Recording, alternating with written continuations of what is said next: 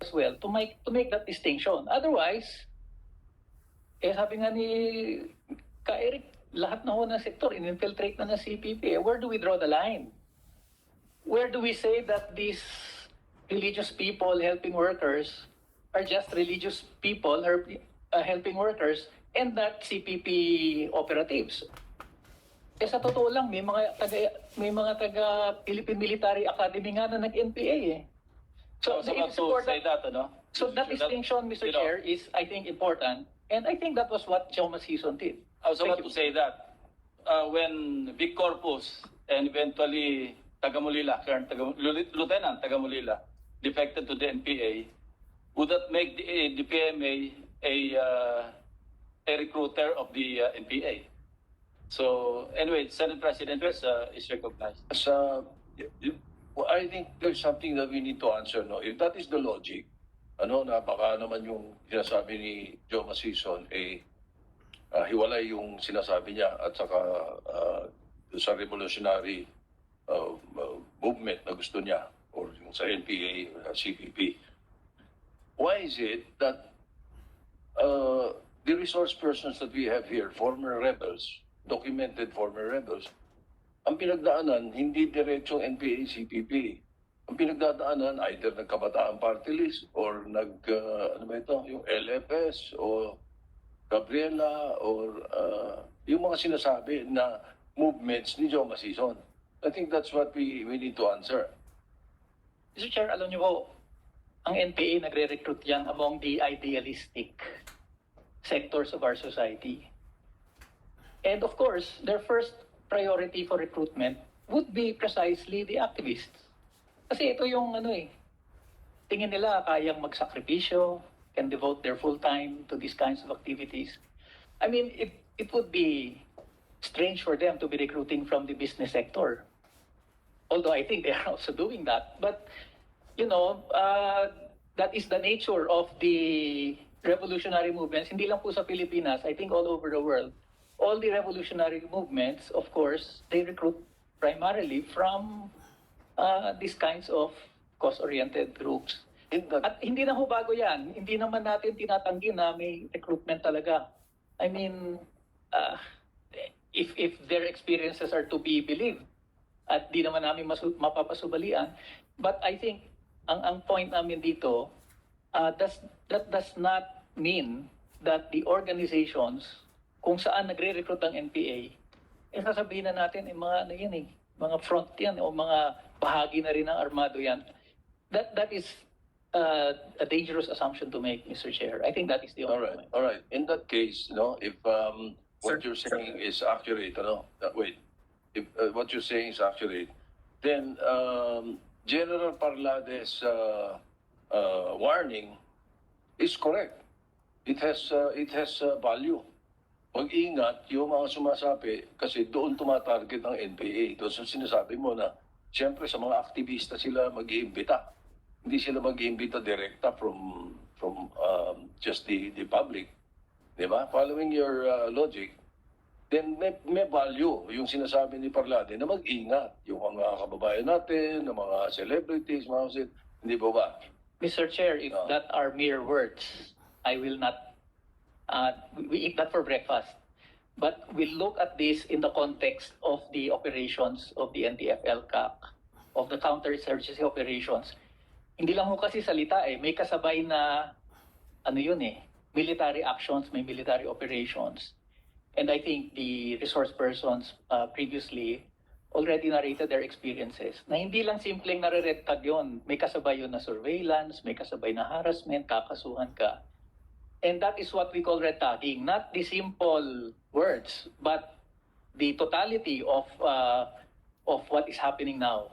Now this is a systematic attack on these organizations that puts their lives in danger, their rights, their liberties also in danger. Kaya ho malaking concern sa amin. Kung salita lang ho yan, wala kaming problema. But it's more than that, Mr. Chair. Mr. Chairman, General Speron, on Before I recognize Secretary Speron, nabanggit ko kanina si General Corpus, saka si Tagamulila, Lieutenant Tagamulila. yun talaga masasabi namin, kami as PMayors, personal decision nila yun. Sarili nila. Pero kami, nung nag-defect sila, we consider them as enemies, Cavaliers but enemies, because they became enemies of the state. Ang tanong ko is, yung mga na-recruit yung mga members ng Maka Bayan, Anak Bayan, and so forth and so on, kinusuitan nyo ba sila na, kasi gobyerno na rin kayo eh. Nakita niyo yung connection? Pareho tayong gobyerno because you became elected officials of the House of Representatives of Congress. So pareho yung situation natin. Are you ready to disown or denounce them? Having joined the NPA na lumalaban sa gobyerno, armed struggle ito hindi ito yung laban sa kalye na nakipaglaban-laban sa mga issues. Ito, bakbakan ito, pumapatay ng mga sundalo, nag-extort ng pera sa mga may mga negosyo, sa mga kanayunan. Pareho tayo, we're on the same boat practically. But what I'm trying to say is, kami, immediately when they defected, we considered them as enemies because they became enemies of the state. Now I'd like to ask you point blank. Are you in the same, do you share the same sentiment regarding your members or former members who, sabi nga nila, sumampa do sa NPA para makipaglaban na gamit ang armas? Please. Mr. Chair, definitely we do not consider them as enemies. Do not consider them as enemies. They are Patay sila ng mga taong gobyerno, ng mga mayors, they are engaged in rebellion, Mr. Chair. They are conducting or committing an illegal act. But we do not judge them to be enemies. Ang tingin namin, ginawa nila yon because hindi sila I'm nasasapatan. sorry to say this, but I cannot reconcile. Anyway, I will not recognize Secretary Esperon. Thank you, Mr. Chairman. Patungkol po naman doon sa PMA na may na-recruit doon o nag-defect, hindi naman mangyayari yun kung hindi nasusugan ng pagre-recruita. Dahil doon sa naging asawa din ni Lieutenant Corpus ay napapasama din sa mga aktivista. Kaya hindi nangyari lang yon na sa sarili niya, mag-join na ako, mag-defect ako. May recruitment na nangyari. Ngunit pagkatapos noon ay wala nang sumunod. Kung may sumunod man ay ami pa rin papatikusin. And we consider them as enemies of the Republic. Itong mga witness na naipresenta po namin, Mr. Chairman, Mr. President, ay makikita naman natin na galing sa hanay ng mga NPA na nagsimula sa kabataan, LFS, etc. Ngayon, parang sinasabi ni Mr. Casiño, Congressman Casiño dati, na sarili na lang decision yun. Mangyayari ba yan kung walang nagre-recruit? Mangyayari ba yan kung walang nagsimulang napasabi sila sa organisasyon? Kaya ang tingin ko, yung kanilang pag-deny na sinasabi nilang that's their personal decision, that is simply an alibi and denying responsibility for all of this.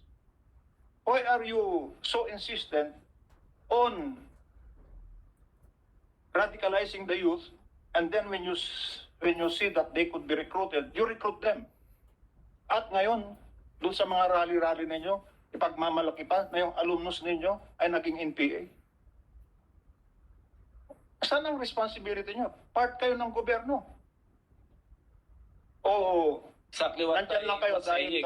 Kasi, nagmamasquerade kayo na part ng Secretary gobyerno. John, exactly what I was saying kanina. Kami, sumusweldo tayo sa gobyerno. Sila sumusweldo sa gobyerno. And then, eto yung mga miyembro nila na sumampa sa NPA, na lumalaban sa gobyerno o sa Estado. Yeah. Kasi armed na ito eh. I'm not talking of street parliamentarians or yung mga protest rallies na sinasalihan. Iba na ito kasi laban ng giyera na ito at nagpapatayan na. And that's why I was surprised doon sa sagot ni dating Congressman Tedy Casiño na hindi nila pwedeng i-denounce. Kaya sabi ko, hindi ko kaya reconcile. Yes, Yusek Lorraine. Kayo ba, Mr. Chairman, ask you a question, Mr. Chairman. Do you denounce the atrocities, the inhumanities done on the Filipino people by the CPP-npa, NDF? Do you, Mr. Chairman? Do you condemn? Sorry? Do you condemn the atrocities that have been done against the Filipino people? Of course. Yes. The NPAs who are killing civilians, who are Yes. killing policemen, And yet- who are killing military officers, who are Yes. killing former members who Yes. wanted to go back to the mainstream. Of course, I denounce them. The grief and destruction that was caused us, brought to the people by the CPP, and yet we have the Maka Bayan Bloc who refused to do this, no? And this is something that I don't think we should gloss or just shrug away. Seryoso po ito, hindi po pwedeng maliitin na ang mga kongresista mismo ay ayaw nilang kondenahin ang dapat kondenahin ng kahit na sinong Pilipino, lalo't lalo na inihalal ng ating gobyerno, ng mga taong bayan. Hindi po pwedeng Yes, you know, maliitin yon. if I was not part of government, then I'm free not to denounce them. Pwedeng may simpatya ako sa cause, but I'm with government. So, Mr. Chairman, Noel, may I just before I recognize you, si Noel muna. Then after Noel. Konting review lang po sa history ni Victor Corpus at saka ni Lieutenant Taga-Munila po sa process ng recruitment. Siguro alam nila ni Tedy Casiño to. Before naging NPA si Victor Corpus at saka si Lieutenant Taga-Munila, they were recruited as member of KM. And nung mga panahon na yun, wala pang martial law. KM was a legal organization. When Joma rendered a speech inside the PMA na may titulo, The Mercenary Tradition of the Armed Forces of the Philippines, that's the time when Lieutenant Victor Corpus and Lieutenant Taga-Munila was recruited as member of KM. Remember, legal pa yung KM nung panahon na yon because KM was declared underground and illegal during the implementation of martial law by President Marcos.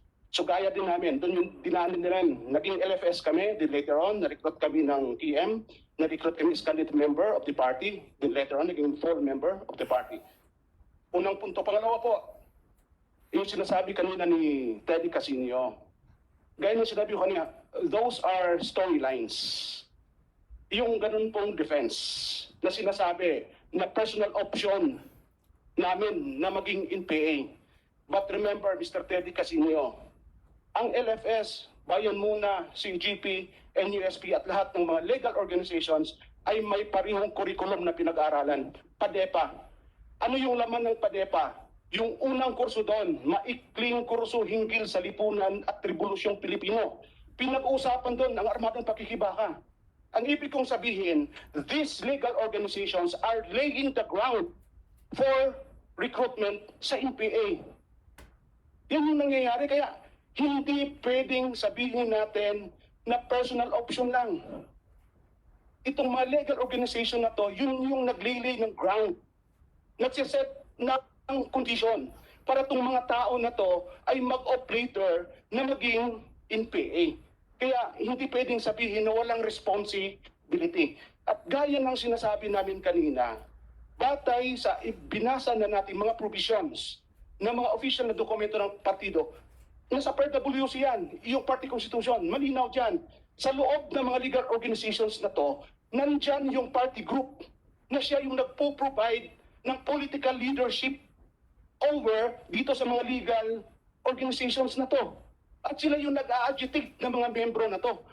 Kaya, ang nangyayari, recruitment muna sa legal, then later, marirecruit doon sa underground mass organization, then later, pag nag-develop sila, ayun. Yeah, okay. Let me recognize Congressman Tedy Casiño. Thank you, Mr. Chair. And after that, Congressman Zarate. Just on those points, Mr. Chair.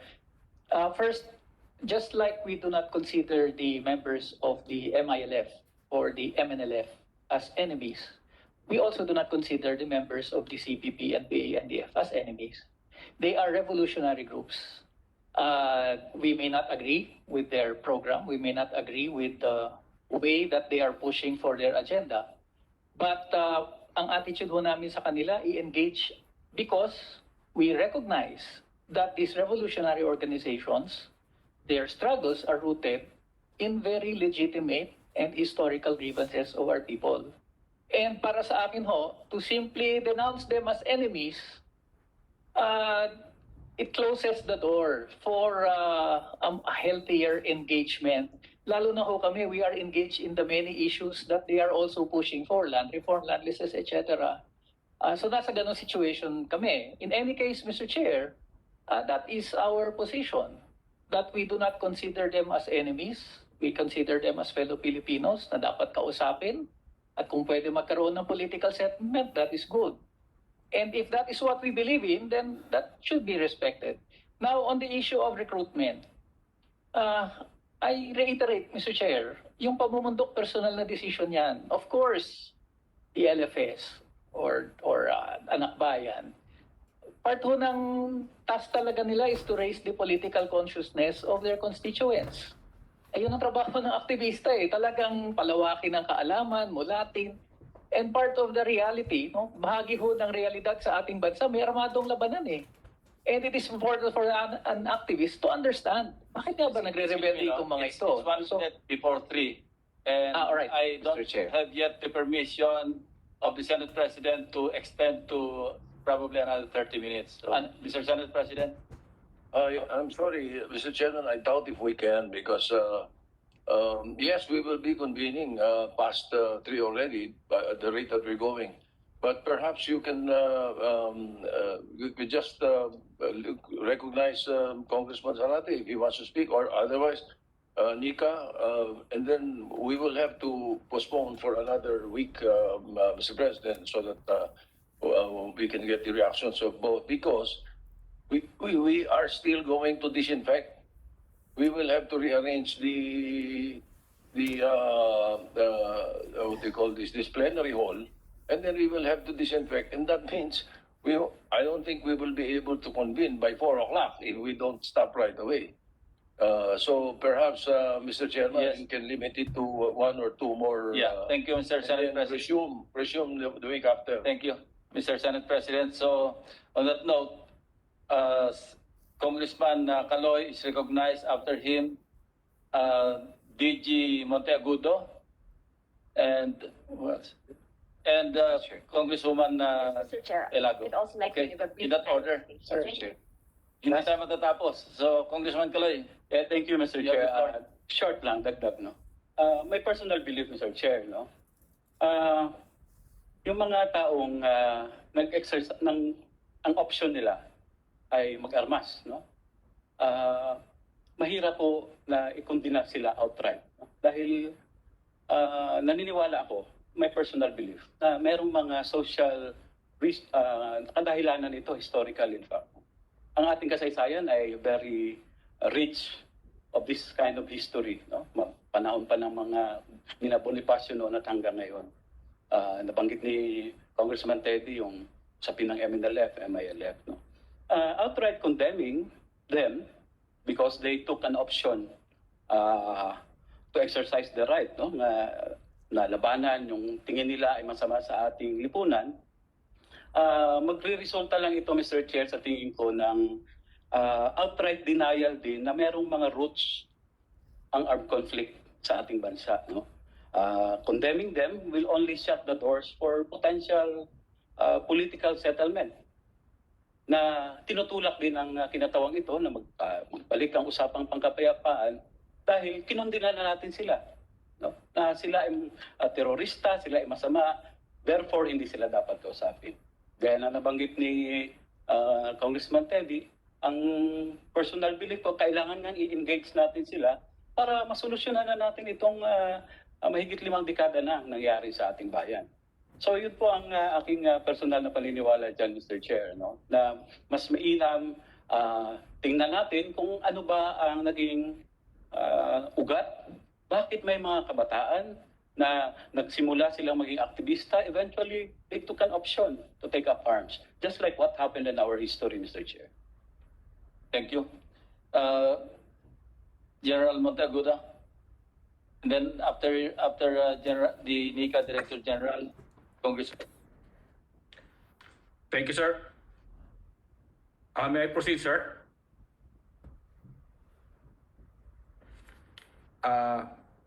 May I proceed, sir?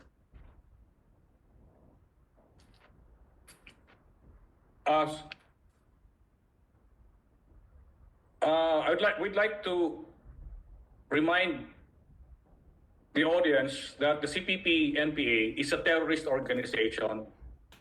It is not just a group that is rebelling against the government, but it is declared a terrorist organization not only by the Philippines, but also by other countries. And the second thing is, by not denouncing this terrorist organization, you are tolerating the terrorist organization.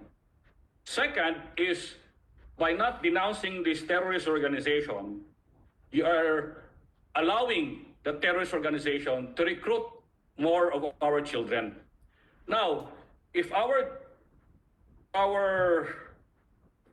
gentlemen who support this terrorist organization truly believe in the cause of this NPA, why do you have to recruit? Why do you allow the recruitment of children of other parents? If the cause of this NPA is so noble, why don't you send your own children to support this organization? That is the problem. We believe, and we just look away when this terrorist organization victimize our children. The bottom line, Mr. Chairman, is that this is a matter of our children, protecting the future of our children, the hope of our fatherland. This organization is radicalizing the children. There is a saying, all decisions are based on information. These organizations, these SWAT organizations, are feeding radical ideas to the children so that they will go to the extremist idea of joining the armed revolution. Kaya tayo nagsasalita against this organization, exposing the CPP-NPA, because we want the children to know the truth. But these other organizations are repressing us, preventing us from telling the truth, and they're telling their lies. Karapatan po ng kabataan malaman ng katotohanan para sa kanilang proteksyon. Sana po ay ipaalam natin sa lahat ng ating mga kababayan ang katotohanan para sa proteksyon ng ating kabataan. Maraming salamat po.